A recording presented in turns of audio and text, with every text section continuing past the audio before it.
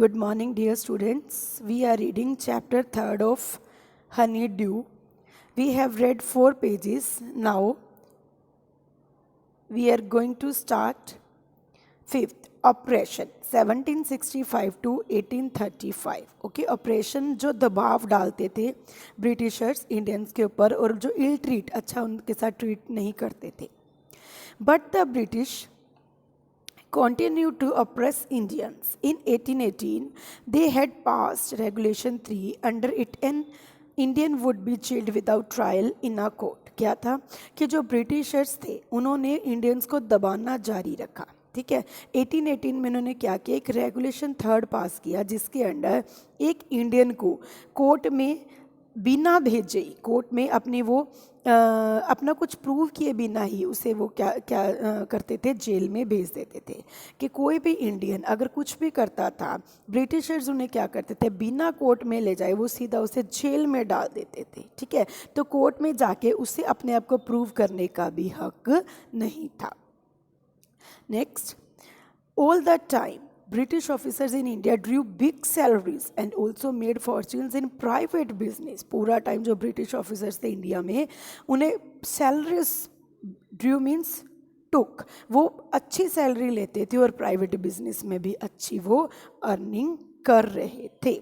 But 1829 जो Britain था, Britain was exporting British goods worth 7 crore rupees in India. वो Britain से 7 करोड़ रुपए का जो स्टॉक था, माल था, गुड्स चीज़ें थी, वो एक्सपोर्ट कर रहे थे इंडिया में. मीन्स ब्रिटेन से 7 करोड़ रुपए की चीज़ें इंडिया में बेची जा रही थी. The British prospered. The British prospered on the company's loot while Indian industries began to die. जो ब्रिटिशर्स थे, ठीक है, वो तो प्रॉस्पर्ड, रिच होते जा रहे थे कंपनी की लूट की वजह से, और जो इंडियन इंडस्ट्रीज थी वो स्पॉइल, र्यून, बर्बाद होनी शुरू हो गई. Governor general Bentinck reported back home. उसने अपने ब्रिटिशर्स को क्या कहा, The bones of cotton weavers are bleaching the plains of India. Listen carefully.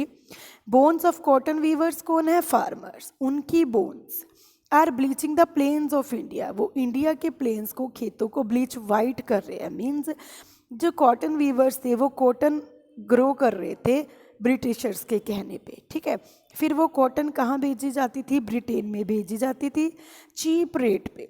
फिर वहाँ से कपड़ा बन के आता था इंडिया में जो बहुत एक्सपेंसिव, बहुत महंगा बेचा जाता था. ठीक है बच्चा. नेक्स्ट है बच्चा डिससेटिस्फैक्शन. अब इंडियंस क्या हुए, डिससेटिस्फाइड हुए. ठीक है, उन्होंने वो देखने लगे कि क्या हो रहा है हमारे देश में. See, first of all there is education in India in Persian was in Persian and Sanskrit. जो इंडिया की एजुकेशन थी वो पर्शियन और संस्कृत में थी. बट इन 1835 एक इंग्लिश मैन मैकॉले ने क्या किया, एक चेंज सजेस्ट किया. वो क्या था, उसने क्या कहा कि हमें इन नेटिव्स को, इंडियंस को इंग्लिश लैंग्वेज सिखानी चाहिए. तो एक और जो ब्रिटिशर था उसने भी क्या कहा, आई अग्री, मैं बिल्कुल सहमत हूँ कि हमें इंडियंस को क्या सिखानी चाहिए, इंग्लिश. उससे क्या बेनिफिट होगा, देखो, English education produced clerks. Indian education ने क्लर्क प्रोड्यूस किया, मतलब क्लर्क बनाए, जो क्लर्क थे उन्हें इंग्लिश सिखाई गई. टू होम द ब्रिटिश के पैटी जॉब्स, पैटी जो छोटी जो जॉब्स उन्हें देते थे, पैटी मतलब जो छोटी जो कम सैलरी वाली जॉब्स थी वो उन्हें दे देते थे. इंसिडेंटली, तो इससे क्या हुआ, it also produced a new generation intellectual. एक न्यू जनरेशन पैदा हुई वाइज पीपल की, समझदार लोगों की एक जो जनरेशन है वो पैदा हुई. तो ये सारे जो इंडियंस हैं ये आपस में बात कर रहे हैं, वो क्या कह रहे हैं, we must educate our brothers. हमें अपने ब्रदर्स को, जो हमारे लोग हैं, उनको क्या करना चाहिए, एजुकेट करना चाहिए और इम्प्रूव करनी चाहिए उनकी मटेरियल कंडीशन को. इसके लिए हम ब्रिटिश पार्लियामेंट से अपने ग्रीवेंसेस, अपने जो दुख है, जो अपने प्रॉब्लम्स है, वो हमें उनके साथ शेयर करनी चाहिए, उन्हें बतानी चाहिए. 1856 तक जो ब्रिटिश थे उन्होंने इंडिया के बहुत सारे पार्ट को अपने अपने अंडर ले लिया था. देखो, येलो जो है, येलो क्या है, स्टेट्स हैं, और जो पिंक क्या है, ये जो रेड है ये सारा ब्रिटिश एरिया। शुरू में क्या था, बहुत कम पार्ट पे थे वो, पर धीरे धीरे करके उन्होंने ओवरकम कर लिया था पूरे इंडिया को। Okay, they cared little about the needs of Indians, Indians की ज़रूरतों का वो बहुत कम ध्यान रखते थे। ओके, देखो अभी ये क्या कह रहे हैं इंडियंस, ये कह रहे हैं our kings have become puppets and we have lost our old jobs. हमारे जो किंग्स हैं वो पपेट्स बन चुके हैं, ठीक है, इनके हाथों में पपेट्स बन गया और हमें हमारी जो जॉब्स थे, हमारा बिजनेस था, वो हम सब खो चुके हैं। एंड लैंड्स, कहते हैं हम लैंड्स भी अपने खो चुके हैं, अब हमारे पास हमारी ज़मीनें भी नहीं रही। And there converting our brothers, language सिखा के वो हमारे भाइयों को वो हमारे से दूर कर रहे हैं, उन्हें भी बदल रहे हैं। यू ओनली टॉक, ये फोर्थ क्या कह रहा है, you only talk, do something to drive them out. कुछ ऐसा करो, आप तो सिर्फ बात ही कर रहे हो, पर कुछ ऐसा करो जिससे हम ब्रिटिशर्स को बाहर निकाल दें, ड्राइव देम आउट, उन्हें यहाँ से भगा दें। द स्पार्क्स एक्सप्लोजन कब हुआ, 1855 to 57। See, taxes continue to ruin the peasants, peasants मतलब फार्मर्स, जो टैक्सेस थे वो फार्मर्स को बर्बाद कर रहे थे, ठीक है, टैक्सेस बहुत ज़्यादा उनके ऊपर लगाया जाता था और वो पे नहीं कर पा रहे थे, तो वो बर्बाद हो रहे थे। In Bengal the Santhals who had lost their lands under new land rules became desperate. क्या हुआ, बंगाल में जो संथल्स थे ना, एक कम्युनिटी थी, वो न्यू लैंड रूल्स के अकॉर्डिंग अपनी जो ज़मीनें थी वो खो रहे थे, तो वो डेस्परेट, दुखी हो गए वो। इन 1855 दे रोज इन रेबिलियन, उन्होंने विद्रोह कर दिया। एंड मैस्कट, और उन्हें यूरोपियंस, उन्होंने यूरोपियंस को मार दिया, मैस्कट किल्ड, उन्हें मार दिया। एंड देयर स्पोर्टर्स अलाइक, जो उनके जो स्पोर्टर्स थे उनको भी उन्होंने मार दिया। Next, discontent, dissatisfaction was brewing, brewing means increasing in the East India Company's army too. तो ईस्ट इंडिया कंपनी के आर्मी में भी जो डिसकंटेंट था, डिससेटिस्फैक्शन थी, वो बढ़ रही थी। देखो आर्मी में कैसे, क्योंकि आर्मी में ब्रिटिश सोल्जर्स भी थे, इंडियंस भी थे, तो वो जो इंडियंस थे वो उनके ऊपर जो जुल्म हो रहा था उससे वो डिससेटिस्फाइड थे। But they are saying the white soldier gets huge pay, mentions to live in and servants, जो कहते जो वाइट सोल्जर्स हैं उनको तो इतनी सैलरी मिलती है, मेंशंस कोठियाँ, बड़े बंगले मिलते हैं रहने के लिए, और सर्वेंट्स नौकर चाकर मिलते हैं। While we get a pittance and allow and slow promotions, pittance मतलब बहुत कम salary, little amount of money, हमें तो थोड़े से पैसे मिलते हैं और प्रमोशन भी नहीं होती हमारी तो, ठीक है। Thousands of, the Angrez asks us to cross the sea, which is against our religion. Who is the topi wala who abolish our age old customs? कहते अंग्रेज हमें क्या कर रहे हैं, सी क्रॉस करने के लिए, जो हमारे धर्म के खिलाफ है।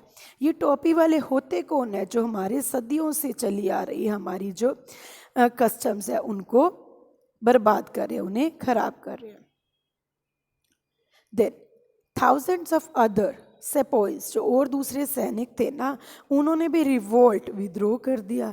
They were stripped of their uniforms, उन्हें उनकी यूनिफॉर्म, उनसे उनकी यूनिफॉर्म छीन ली गई। जब सारे सोल्जर्स रिवोल्ट करने लगे तो उन्हें आर्मी से निकाल दिया गया। Okay, few Englishmen had care to understand Indian customs or the people's mind, बहुत ही कम इंग्लिशमैन थे जो उनकी कस्टम्स को समझते थे।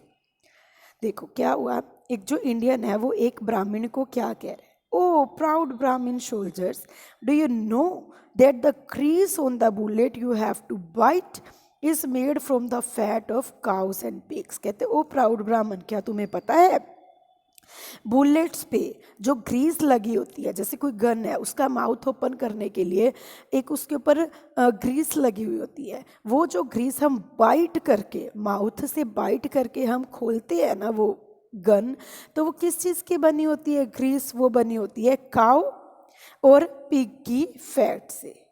ब्राह्मण ने कहा व्हाट, ऐसा है? The white man has received us too. तो ये एक पाकिस्तान का है पर्सन, वो क्या कह रहा है, मुस्लिम, वो कह रहा है कि उन्होंने डिसीव्ड, धोखा, चीटेड, उन्होंने हमें भी धोखा दिया है।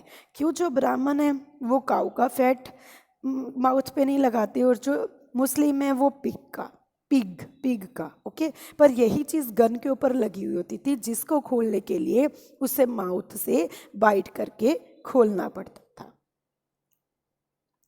Soon chapatis were sent from village to tell the people that their emperor would want their services। फिर क्या हुआ, जल्दी चपातीस जो थी वो एक विलेज से दूसरे विलेज तक पहुंचाई जाने लगी। ओके, ये लोगों को ये बताने के लिए कि उनके राजा को उनकी हेल्प की ज़रूरत है। Yes, all my village man will be ready. तो जैसे चपाती डिलीवर की जाती थी तो उनको रिस्पॉन्स क्या मिलता था, हाँ हमारा पूरा गांव के जो लोग हैं वो पूरे रेडी हैं, वो रेडी रहेंगे।